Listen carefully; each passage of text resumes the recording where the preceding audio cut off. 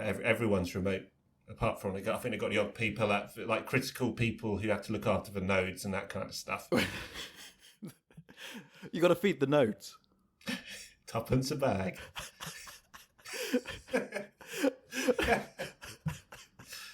It's a great tune. Okay. I haven't even started yet.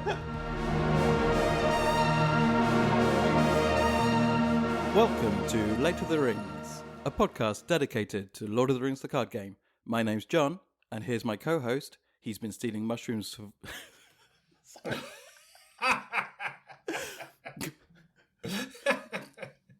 Mushrooms? He's been stealing mushrooms from Father Maggot's crop. It's Emery. Hi, John. That's all being left in, by the way. Yeah. Hi, John. Hello, sir. We're back. We had a bit of an impromptu time off. We didn't expect this, but, these things happen. But we are back. We're back in episode 10. We're in double figures. Can you believe it? I actually can't believe it. And I can't actually believe that you thought that Farmer Maggot grows mushrooms in his crop fields. Because it was clearly like some carrots or something. They fell down the edge of the field and then they saw the mushrooms on the side of the road. A shortcut to mushrooms. But shortcut to mushrooms. I think that's only in the film, isn't it? Yes, I'm thinking of the film. I can't remember that from the book. In the book, I think... Well, I don't know if they are stealing mushrooms from Farmer Maggot, but they go through Farmer Maggot's field, and I think Frodo is certainly remembering how he used to go there and steal vegetables. And I think they find mushrooms. I think they find mushrooms there, and as a nod to that part of the book, they do the falling off the small cliff and find mushrooms. I see. So what we're saying, I love that we've been away for a little while, gone immediately into a tangent, which is great. But so basically, Tolkien has quite sort of overt references to mushrooms and the halfling leaf, and that's all within the first part of the book. It probably explains a fair bit. I mean, it's an imaginative text. Yeah, and one of the first characters they meet is Tom Bombadil, and yeah. Say no more. I'd have to look it up about whether or not they find the mushrooms in Farmer Maggot's crop, but that's definitely where you've been stealing them from. Yes, that's true. I hold my hands up. Sorry, Farmer Maggot. I won't do it again. Okay, well, like you say, amazingly, straight onto a tangent, but a tangent on Lord of the Rings, which is a bit weird. So let's just bring that back onto track and see what have you been up to for the last, goodness knows how long, almost a month. God, what have I been up to? So, yes, it's a usual segment of the show. Coronavirus lockdown. Things have eased up. Things have eased up a bit here. I don't think they have officially eased up, but I think people don't really know what the rules are anymore and started to more and more just go about their daily business. Anarchy in the UK is what you're saying. Yeah, but it's like a softer version of that. So it's really same old. I've been filling my time with usual stuff, so I guess sort of the socialising aspect hasn't really returned in full force yet. There's a couple of things here and there. I've been... blimey. There goes Sauron again. Sauron's Yamaha? Yeah. Will he be a Harley man? Yeah, but it's in the shop. As you can tell, the road traffic's returning to normal. But I've been writing a fair bit of music recently, which involves some lower than average keyboard playing and some even worse guitar playing. So I've done the classic lockdown thing of trying to either learn or get better at some instruments. And before you ask, none of it is in any way suitable for public consumption. You really did read my mind. It was like, well, yeah. I know how we're going to end the show. Yeah. It's a little banjo solo. Just a little banjo, like Like Kermit's banjo. Yeah. I mean, normal size for him. And how about you, sir? Well, yeah, I mean, same old story, really. Yeah, sort of a bit of time in the garden, you'll be pleased to hear. Killing plants. Intentionally? No. Ah. Your green fingers have deserted you. They never really arrived. But I've been trying. I mean, I've got a crop going on. Back to Farmer Maggot. Yeah, got some runner beans. This is not the way this podcast is meant to go. Let's set it away from growing runner beans. Yeah, we'll talk about that off air.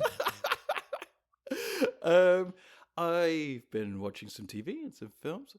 Let me think of anything worth... I tell you what.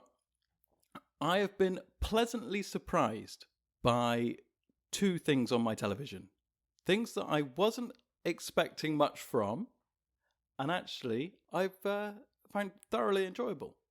So, and they're quite different on the spectrum, to be honest. So, go on. At one end, I finally got round to watching the Watchmen series. Oh, right, yeah. Now, I know. See, this was a difficult one for me because I loved the comic book. I mean, it's really our era, isn't it? I mean, that came out in the mid '80s, and I think you and I both read it when we were young teenagers, and it obviously struck a massive chord. And I'd like to point out I was not a young teenager in the '80s. Oh no, you weren't, were you? Oh, you weren't. You weren't either, John. Just. No, but hang on. But you turned 13 in 1989. Correct. Technically, you might be right. Yeah, I think I read it. I remember my dad bought it. And you stole it, which was the... I borrowed it. It's the same thing I said to Farmer Maggot. I remember reading it when I was probably about, I don't know, 11 or 12 or something. I didn't understand half of it, but I still loved the atmosphere of it. We didn't have loads of comics and stuff, and that was one that, I think as you reread it when you sort of, as the years went by, it just became better and better. Just an amazing piece of work, isn't it? Yeah, it's an incredible thing. And so they made this series, as you know, and it was... I was at first appalled. It's like, no, you can't do a sequel to The Watchmen as a TV series. I was the same. It's like, what are you thinking? And it was incredibly well received. I'm not really one for reviews in general, but it was hard to avoid the fact that this had been very well received by professional reviewers and sort of fans alike.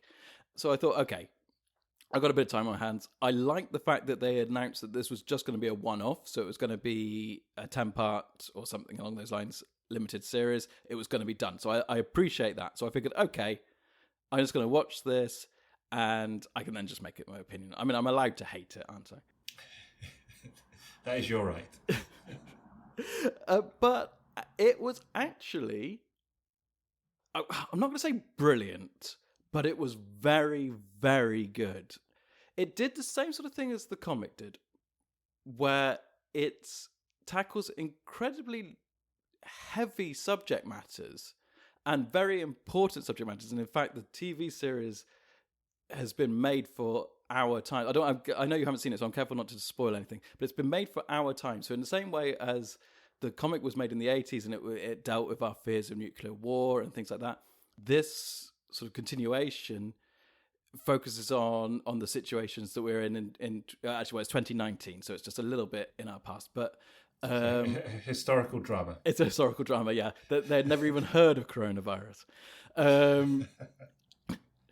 But it's very, very powerful when it tackles the serious subject matters. But then, in the same sort of way as the comic did, it interjects this with huge levels of sort of absurd silliness, which great, like proper absurdism, and almost surrealism, where you go, well, this is incredible. On one hand, it's really got a very valuable lesson, and on the other hand, it's raining squids. That sounds great. Yeah, I've heard that as well. So it's exactly the same as you. I was kind of thinking, don't touch that it was just a perfect one-off piece of work. Let it be. I didn't even want it to become a film. I think there's always this weird thing about, I think fans of something like, a graphic novel or a comic book or whatever. I'm not sure if this is still the case, and I'm not really in a kind of comic world, if you like, but I always got the impression that a lot of people felt that if you made a film of it, it somehow validates the original work, and it's like somehow, I don't know, there's some seal of approval or some kind of making it official or something strange like that, some strange abstract thought. But actually, for me, that always diminished something like a comic book or a graphic novel or whatever as an art form in itself. Well, actually, I think you touched on a very interesting point there, is actually the term graphic novel. I try my best to never use that term because that was actually invented pretty much for The Watchmen when it was released in the mid-'80s. To make it highbrow. By the publishers. Get it on the bestsellers list. Well, the publishers knew that this was a comic for adults and needed to appeal to a different audience than your normal comic book buying audience. So they couldn't just release it as a comic. So they stamped the word graphic novel on it. And a lot of people sort of embrace this as some sort of validation, as you say, for the sort of art form that they love, which is comic books. And they're comic books, people. It's an art form, and they're brilliant. And they went, look, it's valid now. We're allowed to like this. But I say, you're allowed to like it anyway. Yeah, absolutely. Yeah, it's such a strange thing, isn't it? It's like, because you look at films. You get loads of highbrow films, art films, you get TV movies, you get everything in between. And it's not to say that just because something's a film, it's therefore high art or highbrow or whatever. And why would the same not apply to a comic book? Exactly. Yeah, it's fair. Anyway, but sorry, to come back to the original point. So yeah, I wasn't a fan of it. And the film was never going to be as good as the comic. And it wasn't, in my view. It did an all right job, but it didn't have all that subtext and all that gravitas and that. And also, the world you create, just the form of a comic is amazing. So much you can do. It's a completely different thing to a movie or what have you. But then, I was really against the series. I thought, no, you can't touch that. This is like sacrilege. But actually, all the people I've spoken to who I sort of respect their opinions, and you as well, I have said that. No, I mean, I include you in that sphere, obviously. Everyone I've spoken to who's seen it said it's just great. It's original. It doesn't try to sort of outdo the original source stuff. It's just its own thing. So I'll definitely get around to watching it at some point. Yeah, I would give it a go for sure. I recommend it, and I didn't think I was prepared to hate it. Disappointingly, you loved it. But it's very, very solid. Yeah, go and watch it. Yeah. So what was the other one? What was the one on the other side of the spectrum? Well, you're like this, and I actually, when I was putting it on the TV, I said out loud, "Prepare for this to be rubbish." You literally said that. Yes. And that was the third installment in the Bill and Ted adventure. Get out. Is that been released? Yes. What's it called? Bill and Ted Face the Music. That's it, yeah. And I was so convinced. I love Bill and Ted. But let's face it, it's of its time. And I was so convinced that this was just going to be some weird cash cow, some ideas that some exec has had, and Keanu Reeves has lost his mind and he needs to pay off somebody, and we're just going to make this film and we're just going to shoot it out and it's going to be rubbish. It's sensational. Really? Sensational? Okay, I'm going to back... When it finished, did you stand up and say, "This is sensational"? I just stood up and clapped. Bravo. No, okay, I'm going to back it off a bit. It's not sensational. Okay. But when you expect something to be the worst of the worst, and you find yourself either laughing through it or at the very least smiling, and it was such a little gem. I really enjoyed it. And I've talked about this in the past. I can't stress how important this is. It's 90 minutes long. It's 90 minutes. You put it on, you have a cup of tea, it's over. Yeah. That's a long cup of tea. You nursed that one. That's the problem if you watch like Lord of the Rings or something. That cup of tea's ice cold by the end. Yeah, it is. Yeah, I think we talked about this before. A film should be as long as it needs to be, and it's as simple as that. Oh, and Bill and Ted Face the Music needs to be 90 minutes. Yeah. I have a theory that actually comedy films generally have a shelf life anyway, in terms of, not shelf life, wrong expression, there's a certain limit where I think, I don't know, there's something about the way the human brain works. It's hard to stay in the zone of laughter like that. For 90 minutes is probably about the limit, I'd say. I think some comedy films should be even shorter, in my opinion. But, okay, cool. So I'll definitely get around to watching that one as well. Oh, yeah. No, I mean, you don't need much time. Just whack it on. I mean, Watchmen, you need a good 10 hours. Yeah. I'll start with Bill and Ted. Yeah. So I mean, I've done other things. I mean, I've been playing a lot of Lord of the Rings. That's good. I've actually been playing my first proper run through of the saga set. So I started playing the Hobbit saga, but I'm not going to talk too much about that because, of course, eventually we will get to it. But yeah, I think I've spoken to you. Yeah. I've spoken to you in many a raging text message about this, so we'll save that as a teaser for future episodes. Yeah. And also, I've been playing the quest we're going to talk about on this episode. So this is a spoiler episode of Lord of the Rings. I mean, you might have wondered if there was even going to be an episode of Lord of the Rings after this this introduction. Ironic to say. A film should be as long as it's good 90 minutes. It was nice and short and to the point. We spent half an hour rambling about God knows what. Farmer Maggot, mushrooms, Bill and Ted. Yeah, so this episode is going to be a spoiler episode where we're going to discuss a quest, and we are going to be discussing Journey to Rhosgobel. Journey to Rhosgobel? See, that's how prepared I am. No, you've done it again. It's a Journey to Rhosgobel. Not the. It's. You should work for DC Films. Where it's now Joker and the Batman, rather than Batman and the Joker. It's a whole nother conversation. Oh, no, yeah. Sorry. But yes, a Journey to Rhosgobel, yeah. So if you are trying to avoid spoilers for this particular quest, I suggest you just skip this episode and come back to it later. I hope you've enjoyed these ramblings. But if not, we are going to talk about this from now. And I just a little bit of a disclaimer here. I replayed this quest about 4 weeks ago in preparation for this podcast, before we knew we were going to get waylaid. So I did take some notes. I did look at them. A lot of them don't make any sense. But I think we're going to be okay. So let's go on this journey together. A journey to Rhosgobel.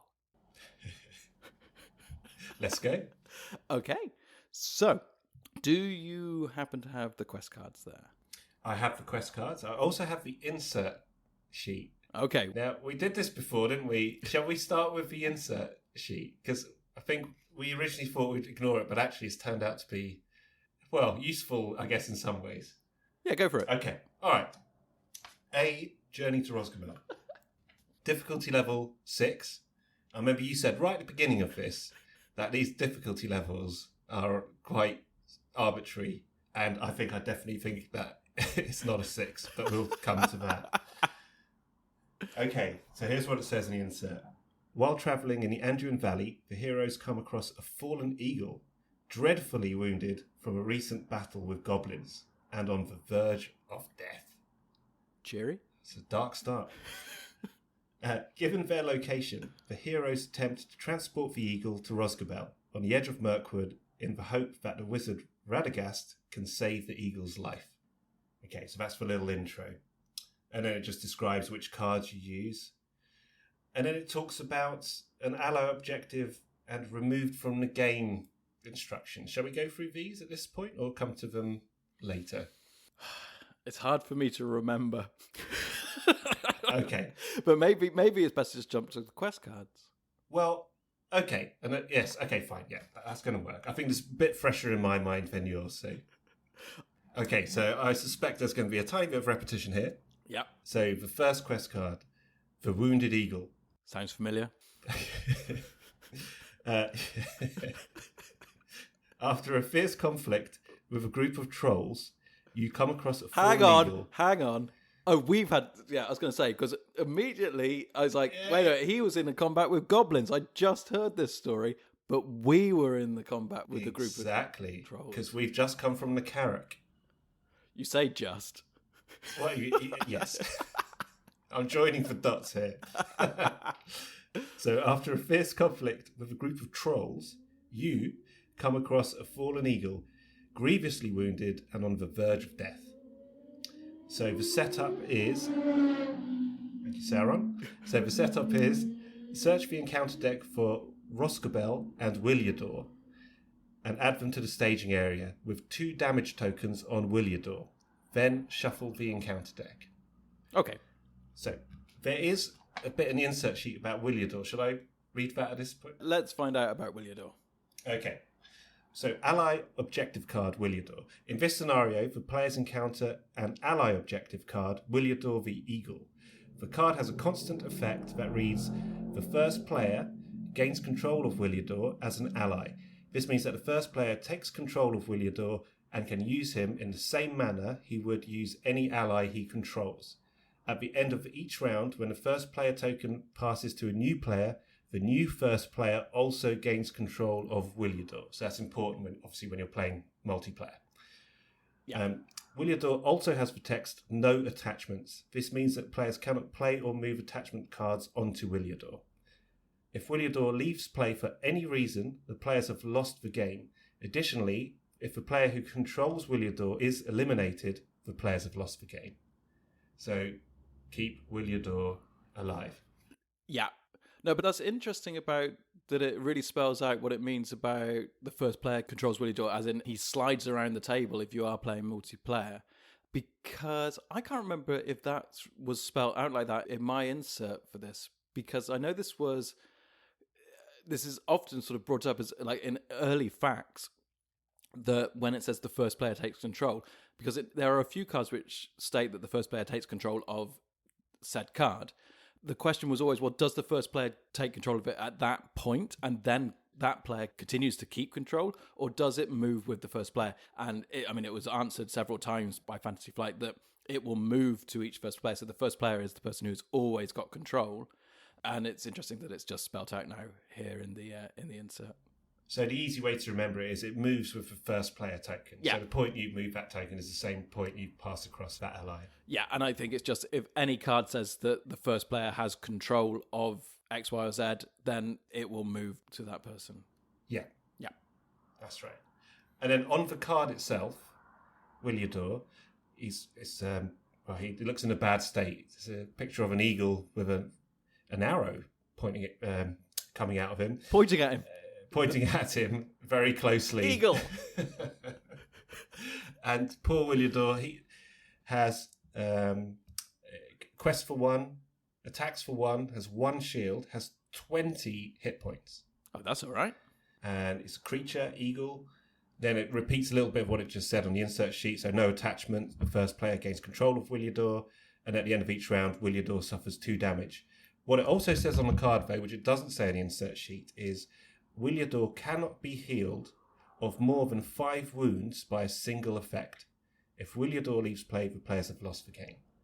So that's really important to bear in mind. Yeah. 1 card effect or any effect can only take 5 damage off Williador. And obviously the idea of his quest, as you can easily gather from that introduction, is you've got to keep Williador alive. Keep the bird alive. Keep the bird alive. Yeah, so 20 hit points is a lot, but as you say, starts with 2 damage on him, and then it gets an additional 2 at the end of each round. So unless we find some ways to heal this guy, it's not going to take long for him to become an ex-eagle. Exactly. And plus, he's an ally, so he's going to potentially suffer damage in other ways as well throughout the quest. So, yeah, that's going to rack up pretty sharpish. And then for location, that you have to put into the staging area at the beginning as well is Rhosgobel. That has X threat, and it requires 4 progress to get through it. It's a forest location. X is the number of players in the game. They're nice and simple, 2 players, 2, etc. While Rhosgobel is in the staging area, Williador cannot be healed. Oh my god. Yeah, so I came a cropper of this. I did my classic. So, one of the phrases I've probably used the most, and I will be using this in this episode as well, over the previous episodes, is inadvertent cheating. I knew it was coming. And, I don't need to explain this one too much, but I came a cropper of this. I thought, doing brilliant. We'll come on to it. And then travel. Players must complete stage 1 of this quest before they can travel to Rhosgobel. Okay, so immediately we know we've got to burn through stage 1 because we've got to start healing this eagle. Yeah, exactly. I mean, that's what jumps out at me anyway there. Yeah, and when you flip over the quest card, to get through the first card, you require 8 progress tokens to be put on it. And there's no special effects on this card. Okay, well, that's not so bad. But what it does say, just got a little bit of text in there, it says, the eagle's wounds cannot be tended in the wilderness, so you attempt to bring the creature to Rhosgobel, where the wisdom of Radagast the Brown may be its only hope. Okay, well, actually, this is an interesting point then, because a few episodes ago, we actually mentioned about the ally card, Radagast, and you may recall, we put him on ice. Yes, indeed. Now, obviously, you can choose whether to play Radagast or not in your deck. I mean, he's not like an objective card or anything like that. He's just a player card. But I think we should revisit the card now because we sort of brushed over him saying, well, we'll come back to him later. So let's just have a quick look at Radagast as an ally. So he is a neutral ally. He costs 5. So it's your standard wizard cost. He has 2 willpower. He hits for 1, he defends for 1, and he has 3 hit points. So he's not that tough for his cost, if you ask me. He's an Istari, and he has this text. It says, Radagast collects 1 resource each resource phase. These resources can be used to pay for creature cards played from your hand. And then he has an action. Action, spend X resources from Radagast's pool to heal X wounds on any 1 creature. Aha. So 2 things on this card then. So 1, just to sort of tie back into last week's episode when we were talking about all the eagle allies that you get in the tactics sphere in this first cycle. Obviously, if you are playing Radagast, he is a good way to generate resource to be able to play out a lot of those eagles. But specifically for this quest, it's his action I think we should be more concerned with, where we can spend the resource he collects to heal wounds on creatures. So, like I say, you don't necessarily have to play him. He's expensive, and he's not that great as an ally, if you ask me. But he can heal creatures. Yeah, I tended to use him when I did manage to get Radagast into play. I tended to just use him to quest. Quest for 2, fairly useful, and then obviously, yeah, like I said, just use his action to heal Williador at any opportunity. Well, any opportunity apart from when Rhosgobel is in the staging area, which is the entirety of quest card 1. It's true, but the good thing about Radagast compared to any other effect which could heal him is he's still going to get 1 resource every round. Yes. So even if it takes you 4 or 5 rounds, whatever, to get, and you got Radagast out, and he ends up with 5 resource on him. Once you do get to Rhosgobel, you can spend all 5 and heal 5 damage, for example. That's a very good point. That is a very good point. So if you can get him out early whilst you're still on quest card 1, you can just stockpile, basically. Yeah, but then getting him out early with a cost of 5 when you're trying to do other things too is quite tricky. Actually, I found it challenging to get Radagast into play and make him kind of, he was useful, but he wasn't sort of a game changer, I'd say. No. And I would have to admit that outside of this specific quest, I don't think I ever play him.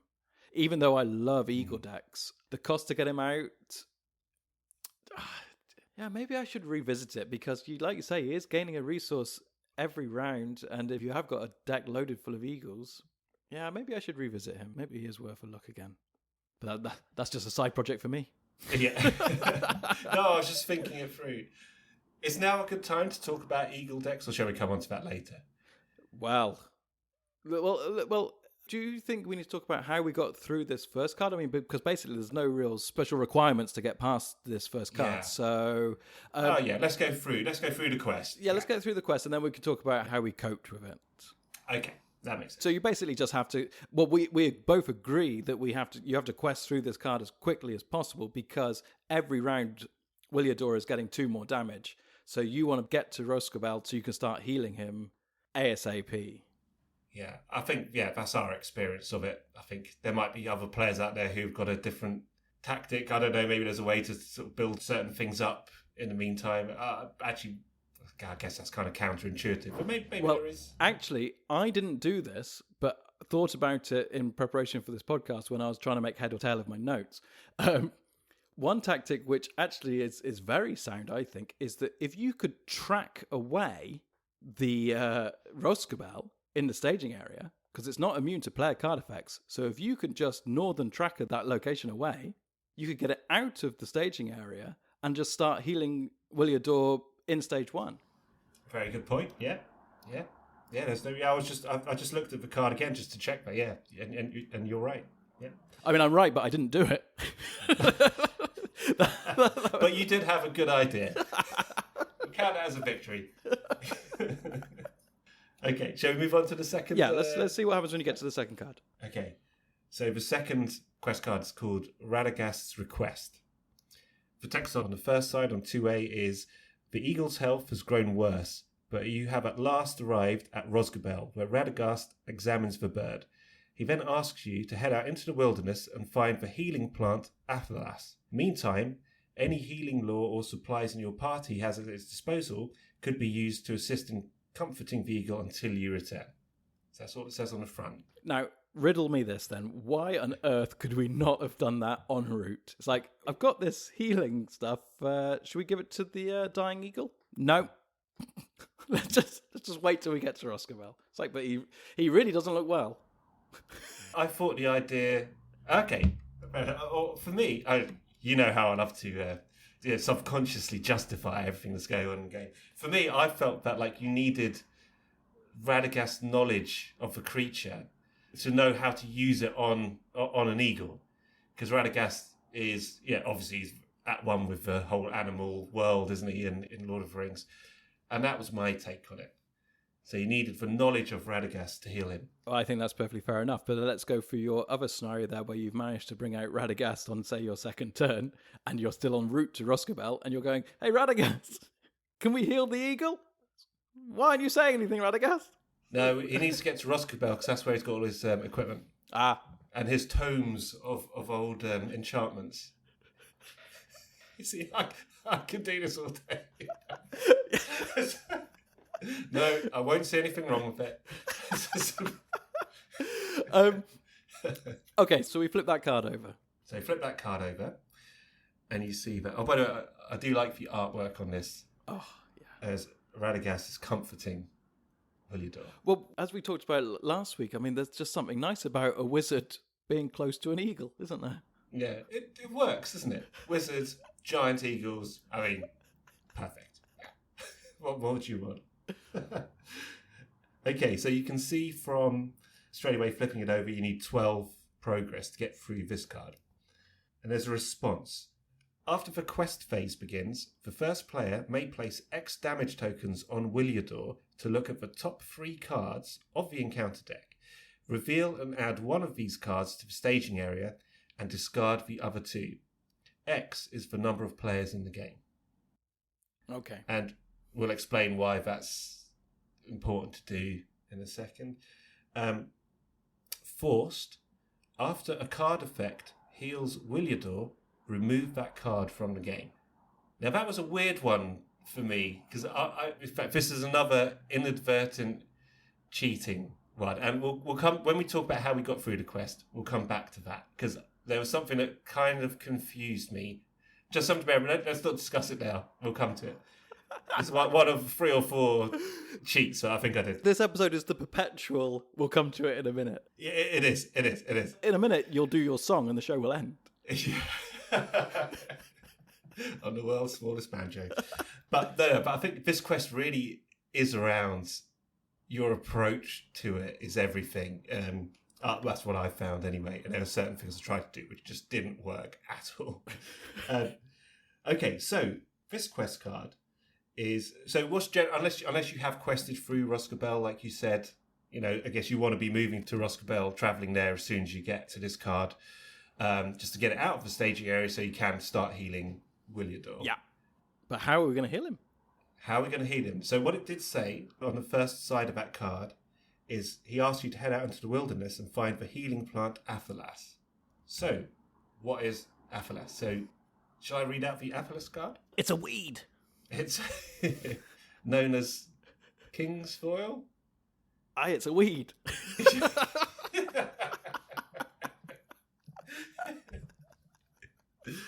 Good old Sam. So it's an objective card which is found in the encounter deck, and it's an item,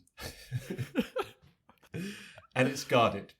So just as a reminder, and this is one of the things which I learned when we discussed on one of the previous episodes, if you draw this from the encounter deck sort of naturally, you have to draw another card in the encounter deck, put it on top of it, and if it's a location or an enemy, you have to defeat the enemy or explore the location to claim it. Or if it's a treachery card, you have to... Well, yeah, I mean, ideally a treachery is fine because you will obviously suffer the consequences, but then it's gone. So your objective is free for the claiming. Exactly. And it's got an action, exhaust a hero to claim this objective if it has no encounters attached. Then attach Aphelas to that hero. Yeah. So there are... I have no idea how many there are in the deck. I think 3, 4. Oh, there are 4. I know there are 4. Oh, there are 4. Okay. Yeah. Okay. I know this, as we'll come up to later. Later, after your song. In part 6 of the podcast. Yeah. So I think it's... Well, the first time you play this, you think, okay, I've got to get these Aphelas cards, but it doesn't really say what they do. No, but I mean, only by the flavor text on the card that Radagast it says that we can get the herb to help heal the bird. It's likely it's going to help heal the bird. Yes, you should hope so, unless Radagast got it all wrong. But then I just want to jump to something before we move on to the final quest card. Yeah. So on this card, we need to be searching for this Aphelas because we think we're meant to, because Radagast has told us to, but we don't really know what it does yet. But we also can start healing Williador if we can. And you think, oh, this is going to be great. I've got cards that can heal. But actually, it's a nightmare because Williador can't take attachments. So that means that you can't use self-preservation. So self-preservation is a brilliant lore attachment that you attach it and then you exhaust self-preservation and it heals your ally. But Williador can't have that. So that's out. There's the Daughter of Nimrodel, who's an ally that you exhaust and it heals. She heals damage, but only to heroes. Yeah. So she's out. And then the other stipulation is that as soon as you do use a card to heal Williador, it's removed from play. So you've got Radagast, who you've been saving up, and like you say, you could maybe use 5 resources from him to heal his maximum amount, but then he's gone. But I mean, that's relatively in keeping with the flavour of the quest. Yeah. But then that was one of my cheats. But then you could have just kept saving it up and then use it at the last minute. But you can only use 5. True, yes. Because as soon as you've healed him to a maximum of 5, he's gone. So no point saving any more than 5 because you'd lose them anyway. Yeah. And then one of the other options... I'll come back to that one later. One of the other options is to use the hero, Glorfindel. Okay, we've come to it now. Well, that wasn't very much later. No, it wasn't, but it was later. Well, tell me. I was so cunning. Well, maybe remind the listener of what Glorfindel can do. Okay, so Glorfindel, he's pretty powerful. He's expensive. He's got a starting cost of 12. He quests for 3. He hits for 3. Only got 1 shield, but he's got 5 hit points. Very powerful stuff. He's a noble, Noldor warrior.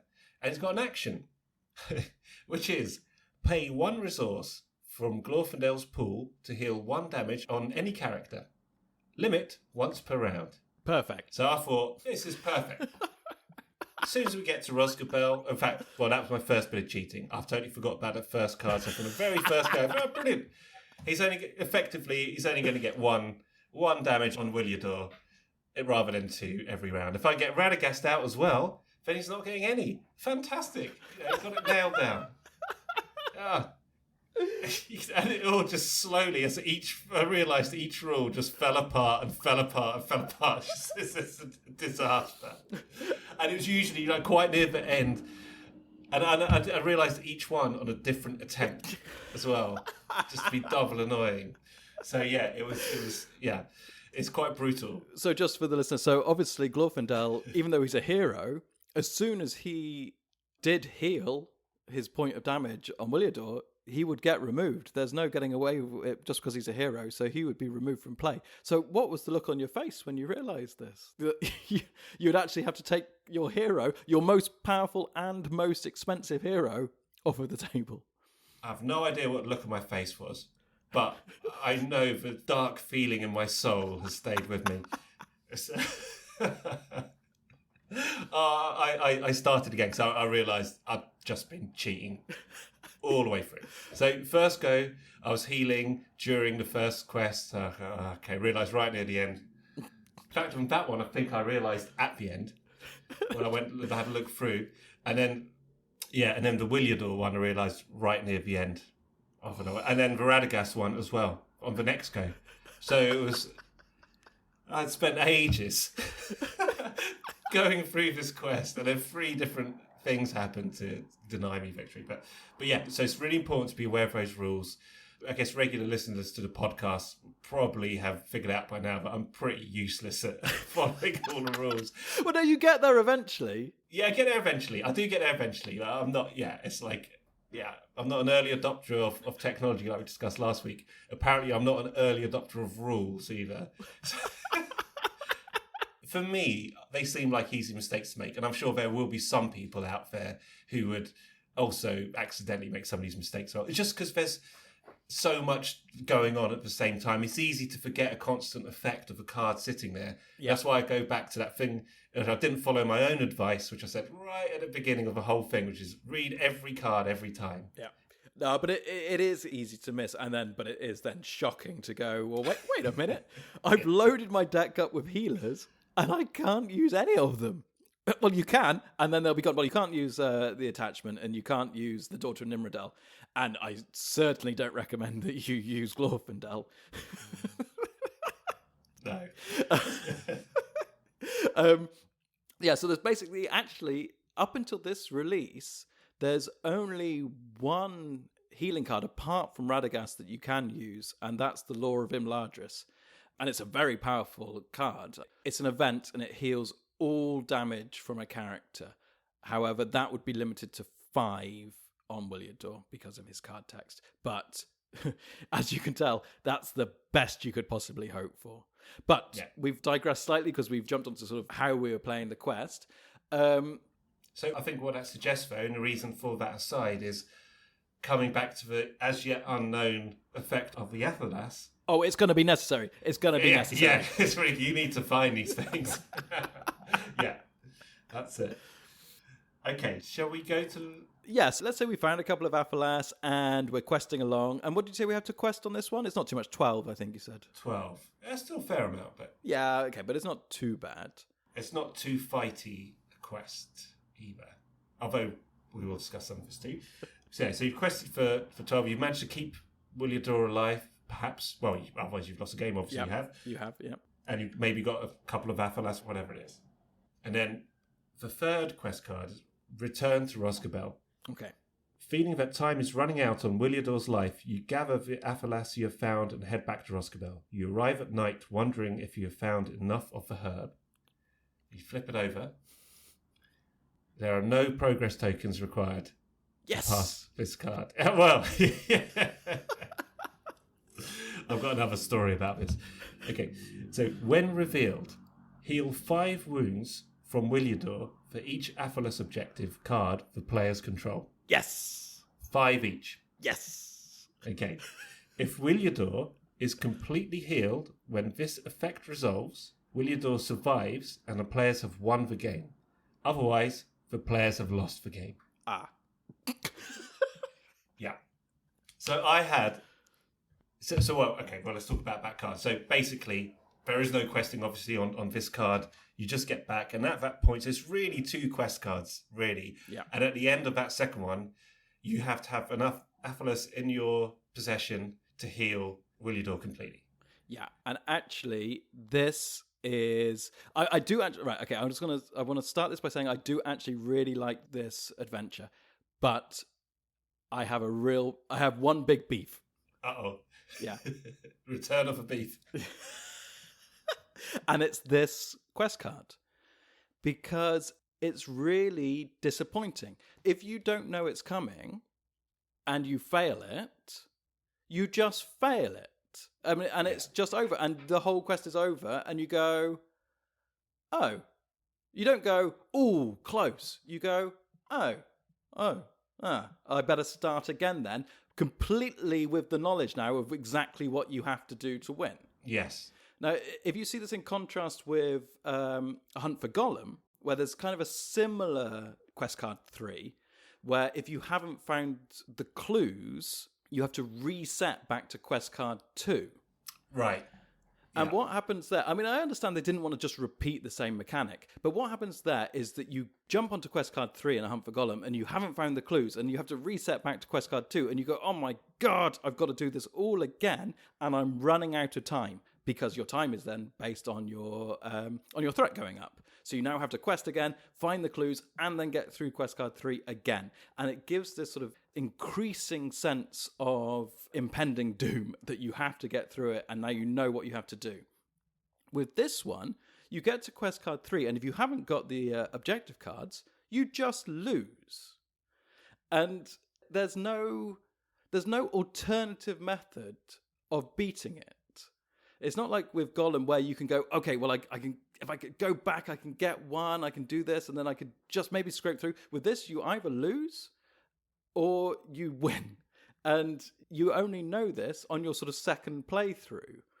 And it's like the designers could have made this just a little bit more subtle, that if you just allowed the Atlas to be spent on that third quest card, that you could spend the Atlas and heal 5, like it says, and then it's removed from the game, it still gives you that race against the clock, because it's like you could now spend them, but you still need to find the last ones.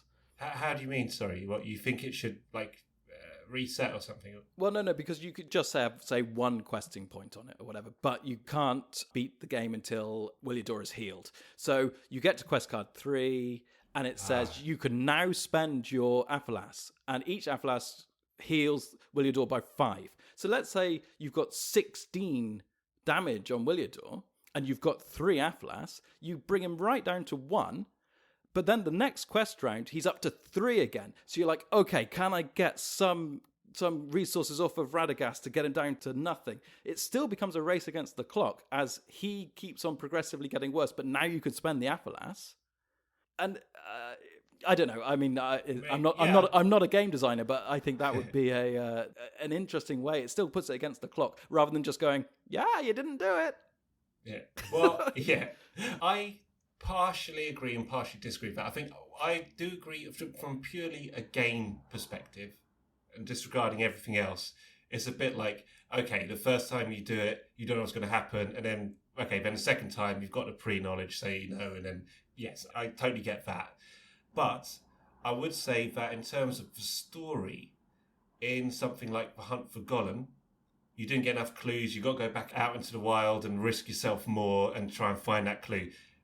I think that works in terms of a story. You're going back out into the wilderness, whatever it is. Yeah. Whereas this one works for me as well, because Williador's going to die. And you didn't bring enough back. That was it. You failed. And there's no, hold on, just stay alive for a little bit, Williador. We're going to pop out, try and find some more Athalas. Yeah, but maybe Radagast could heal his last bits, you know? So it's like, oh yeah, you almost had enough Athalas and now Radagast can heal him. I like the brutality of it. I like the fact that, you know, you don't know how much you need But you do the second time, obviously. But Yep. that's why the first time you play it, it's like, oh, yes, you're right. It's disappointing. But then you just failed. And you didn't know what was coming. You didn't know how much was going to be. I actually think it probably works better the first time you play it rather than the subsequent times. Yeah. Because, the bird is dead. Or the bird is alive. Yay. I suppose on looking on the bright side of that, if you do get back and the bird dies, you could just all eat the bird. Delicious. Is it? I don't know. It's like, Radagast, do you have to cook these things? Apologies to our vegetarian... Yeah, or people who just choose not to eat eagle. Yeah. Don't knock until you tried it. So I've got an interesting one on this. Or shall I? Well, okay. Well, I guess we did talk about some of my disappointments already. I had a really weird situation in this game, and I thought I'd won, and then I kind of realised later that I didn't. And what it was, and I could have won, but I just, in a weird way, chose not to through my stupidity. Oh, so you're choosing to be stupid now? Basically. I think that's what happened. So what happened was I had managed to so I decided just to go full-on questing on Velasco. Well, it turned out to be Velasco. I thought, right, bash through this because I couldn't afford any more. I had just about enough to heal Williador. Okay, so you knew what was coming then? Well, no. So I had 2 Athalas in the staging area, which are unclaimed. Sorry, I cannot believe that. I've got a very, very similar story. Go on, off you go. Okay, so I had 2 which were unclaimed, and I thought what I'll do is, in case I don't quest successfully, I won't exhaust these guys, so then they can fight whoever needs to fight, or, the situation is. But if I do quest successfully, I'll just exhaust these characters, claim the objectives. No. Done. Yes, exactly. So I thought, perfect. Okay, got through the quest. Great. I turned my 2 heroes sideways, claimed for 2 Athalas, flipped the card over. It had just enough. I think he had something like 9 damage or whatever. I had 2 Athalas, or 14 damage and 3 Athalas in total, whatever it was. Won the game, hooray. But actually, I don't think that's actually correct. I think that once you've quested successfully, you immediately turn over the card, right? Yeah. At any point you place the final quest token onto that quest card, you immediately halt all proceedings and turn over the next card. And then you read everything on that card.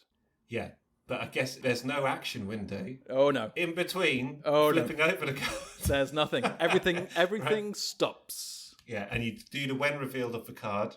Yeah. And then that's it. Yeah. So I basically lost, and I could have won.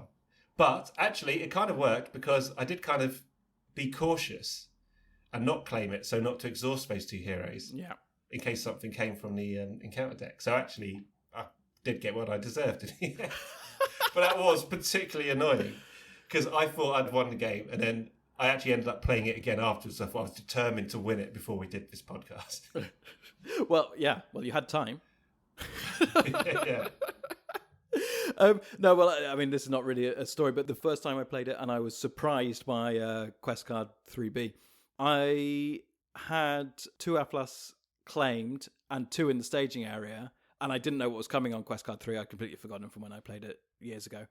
Turned it over and just lost the game. I'd healed Williador down to 2 with the Athalas on my heroes, and just had the cards, just sat there thinking, I'll claim them in a minute. I just... got all the time in the world. I'll get them on the way back to Rhosgobel.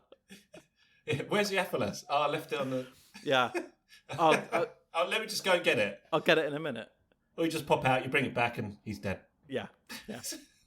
Should have brought it with you. Yeah. Probably a better idea, eh? I'll remember that if that happens again. Okay, I just want to jump back before we start talking a little bit about how we eventually bested this quest. There was one thing on stage 2 which we did sort of jumped over. Yeah. Sort of a way that we could potentially find more Athalas from the encounter deck. So I just want to quickly touch on that, and then we'll crack on to how we actually beat it. Yeah, so that's for you. So you're talking about for response on here. So just to read that out again. After the quest phase begins, the first player may place X damage tokens on Williador to look at the top 3 cards of the encounter deck. Reveal and add one of these cards to the staging area and discard the other 2 X's the number of players in the game. So what that's about, obviously, now we've gone through the quest and we know what it is, that's so you can get through as many cards as possible to find the Athalas. Yeah. Obviously, if you don't find one, you got an extra card in the staging area or an extra treachery, whatever it is, and then you still got to have to reveal one during the quest phase as well. But that is a really useful response, but also it's risky too. Well, yeah, it's definitely useful, but you're adding damage, which is tricky. It's a damned if you do, damned if you don't affair, isn't it? It's interesting that you add, because we've never played this 2-player, I think. No, I don't think so. And it's interesting that you add 2 damage if it's 2-player, or 3 damage if it's 3-player, but you still only revealed the top 3 cards of the encounter deck. Yeah, it's exponentially more difficult with multiple players because, yeah, I mean, there's only one Williador, so yeah, it's not like you have one each, so it does seem strange that. Yeah, I wonder if it should. I guess it would. I don't know. Well, I guess I haven't played it, so probably don't know the nuances of it. But I would just from looking at that first glance, I would imagine that you should maybe be always 1 damage every time you do that. Because what advantage do you get from 2-player? Or unless you revealed 3 cards per player, that might make more sense. Yeah, but it's not that, is it? I mean, the only advantage you have in 2-player in this scenario, I mean, it's not really an advantage, but you are revealing more cards from the encounter deck anyway. That's true. But that's happening anyway, so whether or not you put the extra damage That's why. Yeah, no, that makes sense actually, doesn't it? Yeah, if you're playing 2 players, you're getting through twice as many encounters, you've got twice as much chance of getting an Athalas. Yeah, anyway, yeah. Anyway, yeah. So, okay, it does make sense. Then there you go. Yeah, solved. Well, thanks for listening. Yeah. Yeah, so it's a tricky one, that, because I did try some tactics of trying to find the Athalas by putting damage on Williador, but it goes up so quickly. Oh, yeah. And like I say, I did sort of worked out that there are only 4 Athalas in the encounter deck, so you know that if you basically break that 15, 16 damage boundary on Williador, you need all 4 of those Athalas if you want to win the game. So, yeah. It's, it's tough. Difficulty level 6. Yeah. This is a tough quest. I mean, you can get far in it every time, but to actually win it, you've got to have... And we haven't even spoken about some of the cards in the encounter deck yet, but there are some horrible things that can happen along the way in this quest. And I actually only found one way to beat it, and even doing that is not a regular feat. You've got to have things go for you. Well, let's go over how we sort of beat it. And I think in the process of doing that, we will inevitably talk about certain cards that cropped up from the encounter deck. And then at the end, if there's any extra ones that we want to mention, we can just quickly highlight those. Okay.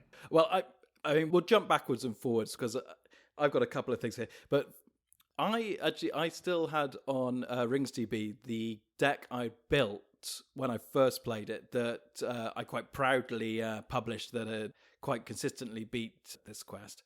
And I thought, well, I'll just build it again. It's a progressive deck. It should work fine. I mean, admittedly, I think I only had 1 core set at the time rather than the 3 I have now. So I thought, well, maybe I'll add a few more of the single cards and things like that. But I looked at it and it was amazing how different I build decks. And now I'm all into sort of consistency, having as few different types of cards in my deck as possible and just plenty of them. And this one, it was like I had one of this and one of that and 2 of those and this guy for good measure and this one for no real reason. And I thought, well, okay, I will take that as a base point. I'll take those heroes and I'll refine it a bit. And the heroes in that initial deck, this is not the deck I beat it with in the end, were Bilbo, Theodred, and Imrahil. And when I added all the cards together that I wanted, it came to 56. And You know I don't like that. You know I like to keep it down to a 50-card deck. And I thought... That's a small deck. I thought of you. I thought, what would M do? I thought he will just play it. He'll just play with the 56 and he'll see what works. And I thought, do you know what? That's valid. I'll play with it. I'll see what works. And then I started putting together the encounter decks. And I took the different encounter sets which needed to be put together to make this quest. And I saw that it was the Spiders of Mirkwood was one of the encounter sets. And then, of course, I know through countless plays that has Caught in a Web in, which is the condition attachment, which... Right. As we've talked about many times, can only be removed at this stage by including the Miner of the Iron Hills, who is a dwarf that when he enters play, you can remove a condition attachment. So I thought, okay, well, he wasn't in my original build. I'll just put in 3 Miner of the Iron Hills because I don't want to get caught in a web as well. So I started this with 59 cards. So not only 9 cards more than you normally would, but also an odd number. I mean, you were never going to defeat it with that. That was one that you lost with, right? Yeah, no, for sure. But actually, I think I lost it quite amusingly. If that's any consolation. I think let's see if I can. I'm going to have to try and make head or tail of these notes. But basically, if I understand this correctly, I'd claimed 1 Athlas on Imrahil. And I then was engaged with some bats. Now, what are they? Forest bats? Black forest bats. Okay, and I'll just read out these guys. So, they're an enemy, the Black Forest bats. They have an engagement cost of 26. They contribute threat of 1. They hit for 1. They have no defense. And they only have 2 hit points. So, they are... super easy. I mean, they don't contribute much threat and they're easy to kill. However, they have a constant ability. It says, only eagle characters or characters with ranged can attack or defend against Black Forest bats. Now, in my deck, I had 0 ranged cards and no eagles. So the only eagle I had was Williador. It sounds very familiar. So these guys engaged me because they come at you when you're above 26, and I was already way past that. So I was just using Willidor to defend against these guys. So I had no way of attacking them at all. So because Willidor was my only form of attack and he was defending. So they were just engaged with me. So I quested on this round with Theodred and Imrahil. And Imrahil had the Athelas. So then on that round, when I was questing with those guys, I drew a treachery. A treachery called Exhaustion. I hate this. This has got some of the worst treachery cards we've seen so far in the game. Probably the worst, actually. Oh my god. So, Exhaustion states this, and this is not the last time you're going to hear about Exhaustion. It says, it's a treachery. It says, when revealed, deal 2 damage to each exhausted character. That's pretty nasty. Pretty simple, but pretty nasty. But what happened here is that killed Imrahil. So that means he died, which meant that I lost my 1 Athelas.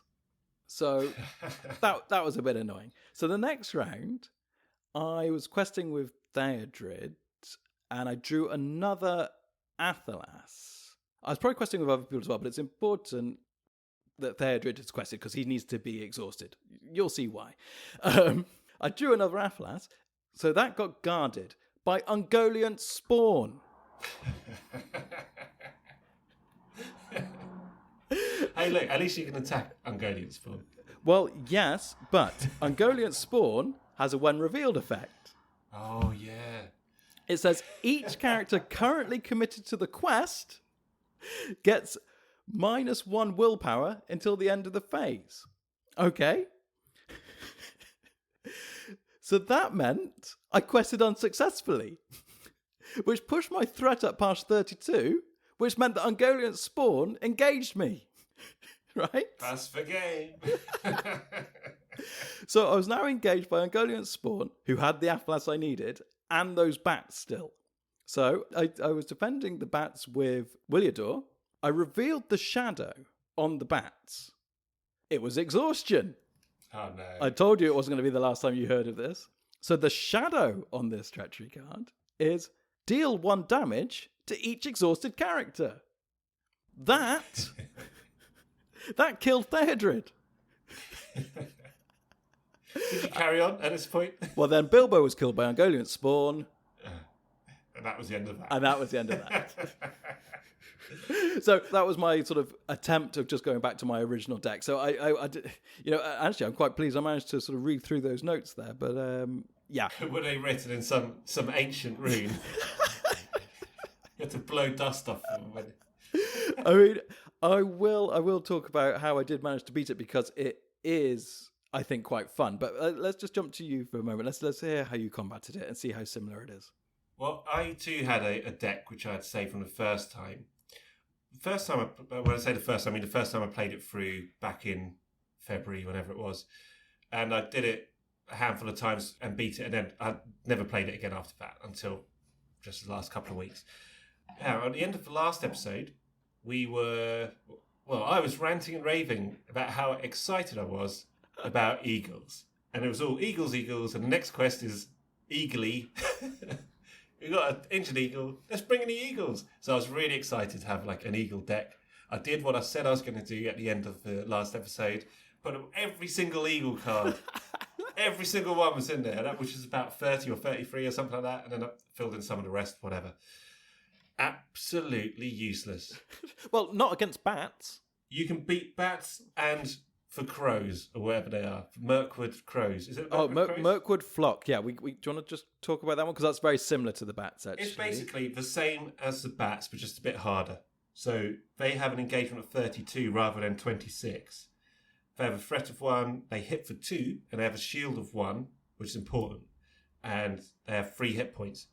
Again, it's got the same effect. Only eagle characters or characters with range can attack or defend against Mirkwood flock. So the eagle deck was fine dealing with bats and birds, but nothing else. The important thing about having 1 defense on the Mirkwood flock is Williador can't do anything to them. No. Whereas if you've got the bats, in 2 rounds, if you attack with Williador twice, you can get rid of the bats, do 1 damage each time. Yeah. But the flock and the bats can really stitch you up. Because what's also important in this quest, as your example kind of suggested too, is it's not just important to keep damage off Williador on this quest. It's also really important to keep damage off your heroes too, and your allies if you can. Because and we'll talk about the rest of the treachery cards in a second, but there are some horrible, nasty effects here, and it's all about damage. Yeah. So anyway, I gave up with the eagles and lost heart after having 4 or 5 attempts at it. I thought, what am I doing here? I mean, it is a bit ironic. I mean, I think the listeners probably know that we both very excited by the potential of the eagle decks that we were discussing last week. But it is a bit ironic that the quest, which is solely based around the death of an eagle, eagles can't help. But I suppose, how are they going to? Well, I think the key thing is it's about eagles dying. And that's exactly what I experienced when I played my eagle deck. It was just cruelty to earth. The RSPB were going to be all over me. I had to stop. It was just getting bad. So I went back. I did the same thing. I went back to my original deck, which I'd beat it with. And that was 2 lore heroes, Glorfindel, who I mentioned already, and had Bilbo there too, to get the extra card, and Aragorn.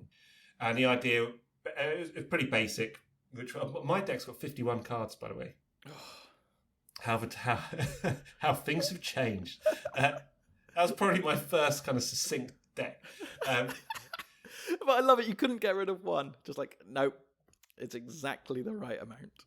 Yeah, yes, it was. And but I will go back again and say, if you have 3 of everything, it's 51, not 50. Right? And so the idea, and this is, I guess, my basic thinking the first time round, and it hasn't advanced that much, evidently, since then, was have Aragorn there to get resource, get a Steward of Gondor on him, so bump it up. Get Bilbo there to get the cards. So you've got cards and you've got money to spend on resource to spend on the cards. And then a whole bunch of healing stuff. But as you were talking about earlier, the healing, I think I was quite naive when I played this the first time. And actually, most of them are out. But the lore of Imladris is absolutely key in this deck. It's a lifesaver. Yeah, literally. And if I don't have it in this deck, then this deck's not going to beat the game either. And so the key thing is you get through the cards, maybe get a Gleoween out as well to get you an extra card and all this, and get what was the name of the Nimradel's Daughter of Nimrodel. Daughter of Nimrodel. So I was using her and Glorfindel's effect to heal the heroes and the allies. Yeah, which is actually valid. I mean, I was saying earlier that you couldn't use these cards, but actually, like you say, there's a lot of damage going in other places as well as Williador. Yeah, self-preservation was useful as well. So that was all about keeping the damage off the heroes and the allies. And that's really important because you read out that treachery exhaustion. Ugh. There is also, this quest has got my old favourite, the Necromancer's Reach. Oh, no, here we go again. Which is the same, but it's 1 damage. So it's, deal 1 damage to each exhausted character. So more damage there. And there are 2 more really nasty treacheries too. Should I? Yeah, I think I know what they're going to be, but let's go for it. So there's Festering Wounds. Now, this one is hard. This is why it's so important to keep the damage off your allies and your heroes if you can. Especially your allies. Your allies will go down straight away with this one. When revealed, deal 2 damage to each wounded character. Unbelievable. So if you're not in rude health, you might not be in any kind of health at all by the end of this card. So that, if you've got 1 damage on Bilbo, he's dead. Yeah. If you've got 1 damage on pretty much most of your allies, they're probably going to be dead in a lore and leadership deck. Yeah, and of course remember that Williador is guaranteed to be injured. He's injured from the moment you start the game, so he's getting 2 more straight away. Yeah, exactly. And then that's got a nasty shadow too, which is similarly deal 1 damage to each wounded character, 2 damage if it's undefended. So exhaustion and festering wounds, very horrible. And then the third one, shall I read the third one? It kind of completes that little sort of triangle of horridness. It's it's swarming insects. Oh. When revealed, deal 1 damage to each character without any attachments. So again, you can't have attachments on Williador. And your allies probably aren't going to have attachments. Yeah. And if you're early on the game, your heroes won't have any attachments either. So, it's really horrible stuff. And the shadow effect of this, if a character, including Williador, I mean, why not just... Okay, if a character, including Williador, has more damage than each other character, deal 3 additional damage to that character. Basically, that shadow is put 3 damage on Williador. That's basically what it means. Yeah, You're not going to have more damage unless you've got some crazy Gimli Citadel plate kind of thing going on. But that's not going to help you in this quest either. So they were the collection of really horrible treacheries. And so it's all about damage, and it's all about trying to, for me, the way, and this is the only way I figured out to beat it. I'm sure there are other ways to do it that I'm not aware of. But for me, it was all around minimising the damage or healing the damage really, on not just Williador, but on the heroes as well, just to keep them alive. Otherwise, these treacheries, get 2 or 3 of these, and you're out of the game. That's how brutal it can be. And then you're just sort of burning through the deck to get to the Athalas because you've already played it once, so you know how many Athalas you are going to need in order to complete the scenario.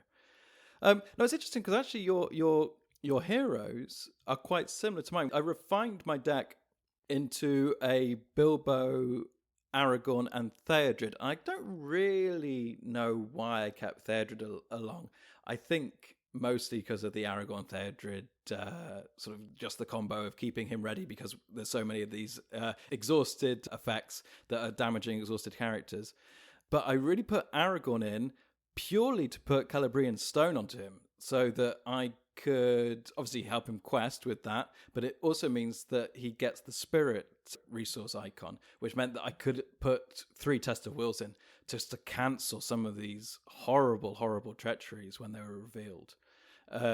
If you're lucky enough to find them, of course. I was tempted to put in Elinor. Oh, yeah. The one that can, if you exhaust her, that would cancel the when revealed effect, but then you have to reveal another card.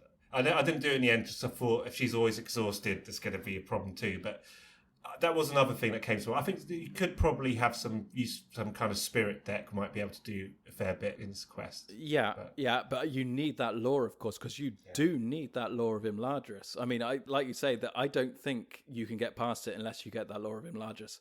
And just as a reminder, I mean, we did mention this earlier, but Lore of Imladris is a 3-cost event, I believe. It's quite expensive, but it does allow you to heal all damage off of a single character. But when that comes to Williador, as long as you got to Rhosgobel, you can only heal 5 because that's just on his card there. But if you get all 3 of those, then for a cost of 6, if you get all 3, that's 15 damage you can get off Williador. That's how powerful that can be.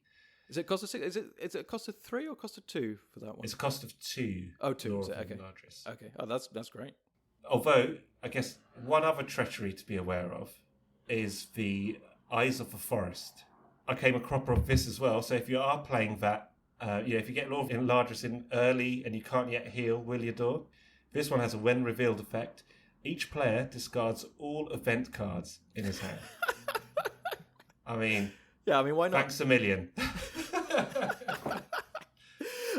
But you were saying about how you couldn't really sort of see a different way of doing it, and actually I came up with a completely different style of playing, which it was completely not what I expected to do, and that's one of the joys of actually going back to revisit these early quests, is that I can look at the game from a different perspective now, and also going through the old player cards together on the cast here is making me think how those cards can be put into play in a whole different view. And a card which I had never really paid too much attention to really came into its own. And that was Shadow of the Past. And just as a reminder on that one, that's a neutral event. The top of my head, I can't remember what it costs. I'll look that up for you in a second. But basically what it does is it will take the top card of the encounter discard pile and put it back onto the top of the encounter deck. Now, why that's very, very useful in this quest is that for 2 reasons. One, you could draw an Aphelas as a shadow card. And if you do, there's no way of claiming it. It will just go to the discard pile when you either defeat that enemy or you go outside of the combat phase. So with Shadow of the Past, you can bring that card straight back to the top of the encounter deck to guarantee that you get it the next round. But there's one location that really helped me out, and that's the Forest Grove. The rarely seen Forest Grove.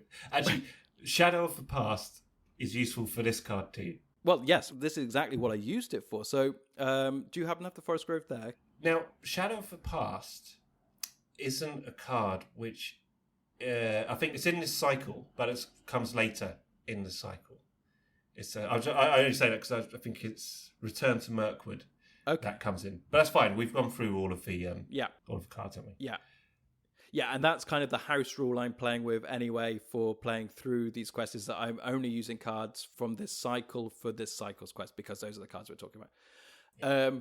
But that is fair. If you're playing true progressively, then you haven't got it yet. So it's a shadow in the future. A foreshadowing. But the Forest Grove, I don't actually have the card here. I've got it here, yeah.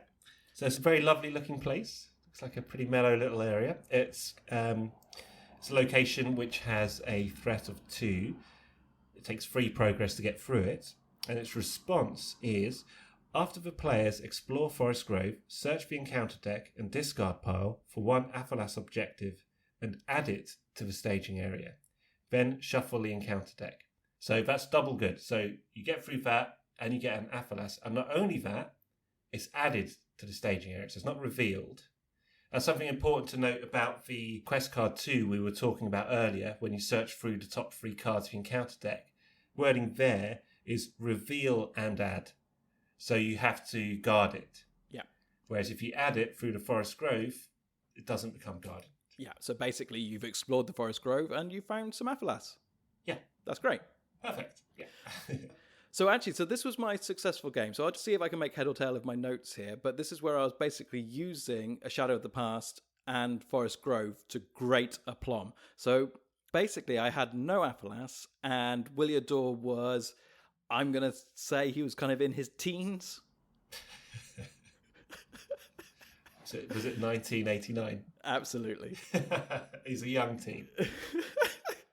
So he was in his teens of damage, and I had found no Applas. But then I found Forest Grove as a shadow.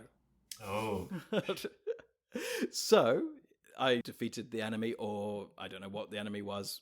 That is not in my notes. But I had 2 Shadow of the Past in my hand. So I played Shadow of the Past to return Forest Grove to the top of the encounter deck, which meant that the next round it would get revealed as the location, and then I travelled there, and then the following round explored it. By the way, each round, of course, Williador's getting more and more damage on him. So then I explored it and got an Applas. And then once I explored it, I played the second Shadow of the Past to put it straight back to the top of the encounter deck again. So I was just really bouncing that card back and forth to get the Applas out. I managed to get a Radagast out, but this is in stage 2B, so I mean, I hadn't been able to save up. At this point, Williador had broken the 15 barrier, so I knew I was going to need all 4 Applas to heal him if I was going to get to stage 3. And then I had in my deck... No, you mentioned earlier that Bilbo was vital for drawing the extra card, which he is, because you want to find those Lore of Imladris as much as possible, as quickly as possible, because you've got to get those cards out to try and keep a lid on what's happening with Williador. But I had an ally in my hand, which we haven't spoken about yet, but we will get to him because he is part of this cycle. But I think I will mention him now, and then we'll talk more in depth about him when we get to doing the lore player cards. But it's Gildor Inglorian. So he's a unique named ally. I mean, Gildor, I don't know if you remember, I think he is leading the elves that scared the original Nazgul away when Frodo was hiding under the log right at the beginning of Fellowship of the Ring. I think he's the one who... He's a wood elf. Yeah. But I don't know. I'll tell you what. When we actually discuss the card in depth, I will find out who Gildor is, but I believe that's who he was. So he costs 5. What am I doing putting him in my deck? Eh? But he is very powerful. He costs 5. He quests for 3. He hits for 2. And he has 3 defense and 3 hit points. He is tough. He's heroic. He's like a hero. He is. But he also has a very, very powerful action, which is great for this quest, because it says action, exhaust Gildor Inglorian to look at the top 3 cards of your deck. Switch one of those cards with a card from your hand, then return the 3 cards to the top of your deck in any order. So not only can you sort of stack the deck in your favor of what's going to come up sort of in the next couple of rounds, it lets you dive into the top of your deck to try and find that Lore of Imladris as quick as possible. So I was drawing 2 with Bilbo straight off the bat, exhausting Gildor to look at the next 3. So essentially I was looking at 5 cards every round to try and find those Lores of Imladris. So, and that was vital. So that's why I thought I'd better actually mention him, because he really did help me. But anyway, I digress. But it's just so you know, that's how I was looking for those Lores of Imladris. Yeah, that's quite a powerful. That's quite a powerful effect, then, isn't it? Yeah, because you're basically you're using that to manage your own deck. Yeah, drawing a couple every time and then swapping out one for one of the next 3 every single go. Yeah, and then you know what's coming next as well. So yeah. that's really good. So. Can I ask a question, actually? So you just mentioned order of the cards where you're putting them back on your deck. Just to go back to Shadow of the Past, because I've not really used that card before. Well, neither have I. But yeah, but what's the order? It's quite a basic rule, which I probably have been ignoring a bit. What's the order in which you're meant to put cards on the discard pile? It's not that basic. It's not that silly a question. Because it's critical for something like this. Yeah, right? no, it's not. It's definitely not a simple one. There's been plenty of discussion about it, and it has been officially answered. So Don't worry. This is going to have a positive outcome. So basically, of course, if you're engaged with an enemy and And let's say you're engaged with 3 enemies and they all have shadows. And let's say for some reason you don't defeat any of them. So then you're going to clean up your shadow cards. At that point, your shadow cards get discarded at the same time. Okay. So it's one of those nice moments where you can sort of manipulate that if you had multiple shadow cards all going to the discard pile. Now, if you kill an enemy, it gets a little bit more blurred because you have an enemy and a shadow card, and then at that point of the enemy being destroyed, both the enemy and the shadow card get discarded. So which one goes where? And actually, this has been officially answered. This one doesn't happen at the same time. What happens is you kill the enemy, so the enemy gets discarded, and then the shadow card is removed. So the shadow always goes on top of the enemy.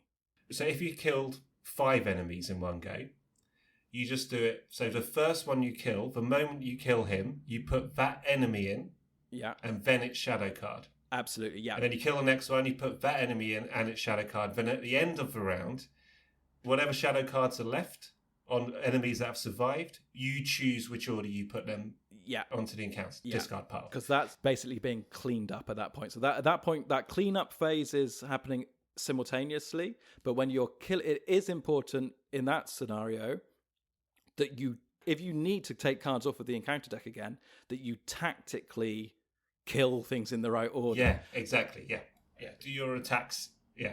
Of course, if you're doing this Shadow of the Past thing, you can kill the enemy with the shadow card that you want and then play Shadow of the Past immediately and put it to the top of the encounter deck at that point before you kill anything else, because you don't have to do all your attacks in one go. You can play actions between each attack. You just have to remember to do it. Yeah. Yeah, makes sense. Okay, thank you.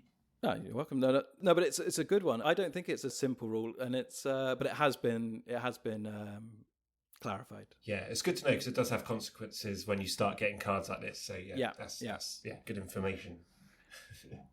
Okay, so I won't spend too much longer on this, but just how I managed to defeat this. So that's how I was ploughing through my deck with Bilbo and Gildor. I was just looking at basically 5 cards each round until I found the Law of Imladris to stave off the damage on Williador. So I managed to get 1 Law of Imladris, and so I got 5 off of him.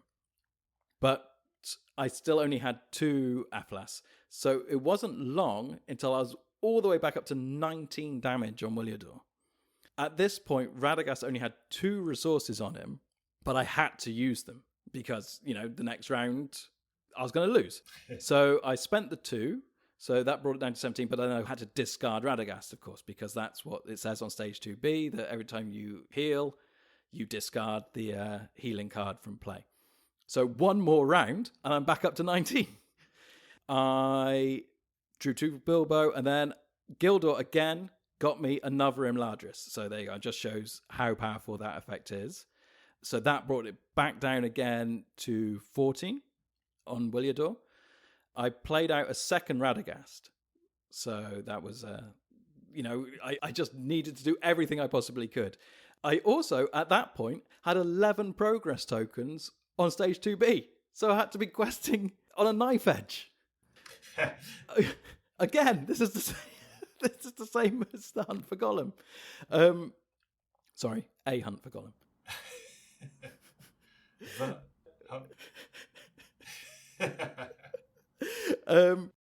I had Protector of Lorien on Theodred, and Protector of Lorien is an attachment which allows you to sort of discard cards to add willpower to that character. It's the Hunt for Gollum, by the way. I checked it.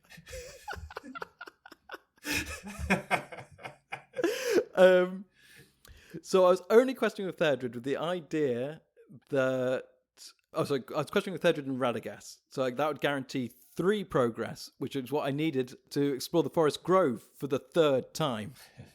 And then if anything nasty came out of the encounter deck, I could discard cards with the Protector of Lorien to make up any extras and not complete the quest, basically.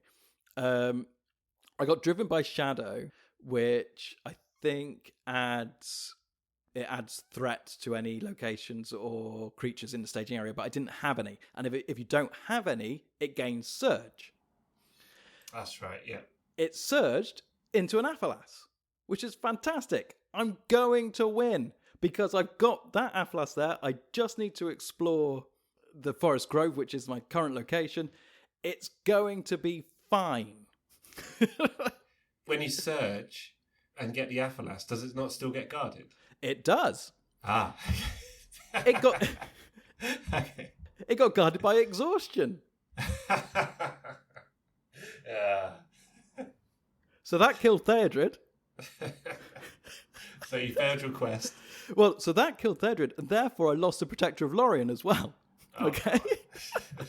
Which meant I was only questing for Radagast 2, which is not enough to explore the Forest Grove. And this is why I love this game. Exactly. Because one card ago, I knew I was going to win. One card later, I'm almost certainly going to lose. Yeah. And then this was my last ditch maneuver. I sneak attacked Faramir, which I don't think I've ever done. I sneak attacked Faramir into play during the quest phase. I exhausted him to give Radagast 1 extra willpower. Okay, just push him over the edge. So just a reminder, Faramir has an amazing ability that if you exhaust him, you can give for that phase any questing. Actually, it doesn't even have to be questing, does it? It just gives characters 1 extra willpower. Or do they have to be questing? No, just gives characters 1 extra willpower for that phase. For that phase, yeah. So I sneak attack him in. Radagast was questing for 2. Exhaust Faramir, gives Radagast 3. It means that I can explore the Forest Grove, which means I can get the other Athelas into the staging area. Okay. But how do you claim it? Well, I still had Bilbo and Theodred. no, Theodred's dead. Imrahil. Imrahil. Aragorn. Sorry, this is your second decade. So, at this point, I have 16 damage on Williador. I've claimed all 4 Athelas. I've got 11 progress on stage 2B. I've got 1 resource on Radagast and 1 progress required. So I've got 41 threat, 18 damage on Williador by the next round. I spent Radagast 2 resources just in case if something nasty came out. And, if we get the treachery which puts 2 damage on Williador, we're dead again. So I spent Radagast, discarded him, revealed top card from the encounter deck. It was a Dol Guldur Beastmaster. I have never been so happy to see that guy. I quested successfully on stage 3B, healed Williador, won the game. Piece of cake. But you claimed the objectives before you quested. Yeah, I came to the objectives after. Yeah, I say that's lodged in my mind. It's forever scarred. Claim the objectives. I rambled on for No. way too long, but that was just another interesting way of doing it. But essentially, it's the same process. You need to get through your deck and get through the encounter deck. You need to get those cards that can heal in your deck, and you need to get the cards that can heal out of the encounter deck. So it is all about just finding ways to plow through. But that Shadow of the Past, recycling the Forest Grove, it was a dream. Yeah. Like I said, I've never played that before, but yeah, you can see its use straight away. Actually, the more I think about it, the more I think we should utilise that ability on that second quest card to look at those top 3 cards. Ooh. Because not only to try and find the Athelas or the Forest Grove, but also to get rid of, what if you got that, I can't remember what it's called now, for treachery where you lose all of your events. Oh, yeah. Then, that suddenly your game plan is completely out the window. So it does help from that perspective too. Also, if you use Shadow of the Past and you brought back Forest Grove or an Athelas from the discard pile to the encounter deck, you're getting that next. Yeah. If you used Williador's ability and revealed the top 3, yeah, I guess. Well, maybe this is too extreme an example, but if you did end up with another Athelas or Forest Grove, and you had another Shadow of the Past, you could get 2 in one go. Do you know what? This is what I love about you. You always feel lucky. I love it. Yeah. This is why I never, ever go to casinos. Never. No, not opening that door. But what if the number does come up? No. I'll play Yahtzee or something. It's fine. But yeah, I mean, I suppose. But I mean, I was just finding it tough enough to keep the damage off of Williador as it was, let alone adding more on purpose. Well, I'm just thinking, I guess I'm just sort of playing it through in my mind. It really depends how many Athalas and Forest Groves you've seen and how far through the encounter deck you've got. So if you've hardly seen any Athalas or Forest Grove and you're 3/5 through the encounter deck, then that might be a really good tactic because the odds of them being there suddenly increased a lot. Whereas if you do that near the start, then yeah, it's just pot luck. But anyway, sorry, I'm just thinking out loud. These are all the kind of little things that you start to think about when you play this game, and when you talk to other people and hear how other people have done it. It just opens up more doors in your mind, doesn't it, as to how you can defeat this thing. I actually really, really enjoyed this quest. I mean, it's so different from anything that we've seen so far. We've had heavy combat quests and heavy exploration quests, and this one feels completely different, a completely different sort of race against the clock. And it's really well themed, I think, as well. I mean, it really feels very Lord of the Ringsy, which I think is really great. I mean, the only thing I don't like is how that last card works, but yeah, I'll get over it. Yeah, I feel kind of the same. Like I said earlier, I don't. That last card doesn't bother me too much. What I would say is, I think out of all of the quests so far, this is definitely the one where I got the most frustrated. Where like genuinely annoyed. Which usually I find it quite amusing, right? And that's something I love about the game. It's the situation you were describing a minute ago. It's always funny. But there were some times where I was replaying this, and maybe it was because I knew, and the way I set up my game was I'd have to have things go for me, basically. Yeah. And you sort of inching closer, and then suddenly it all kind of just goes falls apart. I found that was happening a fair bit trying to play through this quest. I really like this quest too, and yeah, when it comes to the theming, love the theming on this quest, and it's again telling the story through the mechanics of the game is great, but it is a tough one. Yeah, I would definitely not rate it a 6. I think this is possibly, apart from Escape from Dol Guldur, one player, this is probably the toughest one we've seen so far. I think so, yeah. It's definitely the one where you really need to think about how you're constructing a deck. I mean, and that's also probably one of the reasons, I mean, I don't want to put words in your mouth, but probably one of the reasons you found it frustrating is that you decided to build an Eagle deck, which just wasn't going to work. Oh, no. And then you're just like hammering away at it going, well, I want this deck to be good. And it probably is a good deck, but just not for this quest. No, that was just pure pig-headedness on my part. No, it was more frustrating when you did have a kind of way to do it. I don't know. I think maybe I'd played it too many times to try and beat it. I did play this an awful lot over the last couple of weeks, trying to beat it. And then I beat it, and then I realised, oh no, you didn't beat it because you didn't claim those objectives, like I said earlier. And I think to be honest, I probably ended up just playing through it a couple too many times. But I still loved it. I say it's frustrating. I don't actually think it's a bad thing to have the odd frustrating quest, to be honest, because it's all the different things you go through playing this game. And you mentioned that this is one where you really, really have to think about your deck. I think the first time we saw that was probably Journey Down the Anduin. Yeah. In the core set. I think even on that one though, there's probably, you can think about it for a while and figure out 2 or 3 ways to do it, or different things you can try. I think for this one, it ended up being a really specific thing that you're trying to do. So I think it's not necessarily constructing a deck to beat it. It's almost constructing the deck to beat it. Or, well, maybe that's, you know what I mean. You have to, it funnels much more into a specific way of playing, I think. Or I just haven't thought of what it is. This one feels much more like you have to solve it. Yes, correct. Yeah. Rather than you could just play it and enjoy it. Yeah, I think that's it. But that's great as well, right? Yeah. No, exactly. I love having the different aspects to these. So Conflict at the Carrack, which we talked about a couple of episodes ago, there's probably a couple of ways to do that. But at the end of the day, that's kind of dealing with sort of specific enemies, and you can build yourself up in different ways to defeat it. Whereas this one is, like you said, it's a race against the clock, and it's a completely different way of playing. Yeah. No, it's great. Big thumbs up from me. Well, we have rambled on for way too long yet again. You know, I'll have to cut out that stuff about the 90 minutes being the perfect length. So what I'll do is I'll just, unless you have anything more to say about this question or any specific cards you would like to go over, I mean, for me, I'm exhausted, so therefore put 2 damage on me. No, I'm to be honest, I think we've pretty much covered all of them anyway, so I don't think there's much more to add.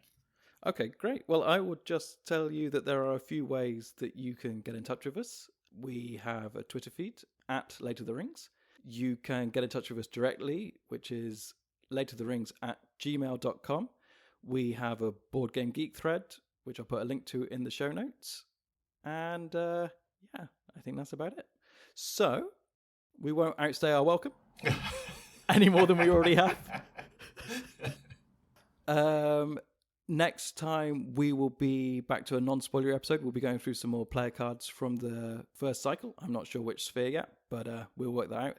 And we hopefully won't leave it so long next time. So with that, all it leaves me to say is take care out there. And until next time, goodbye. Bye.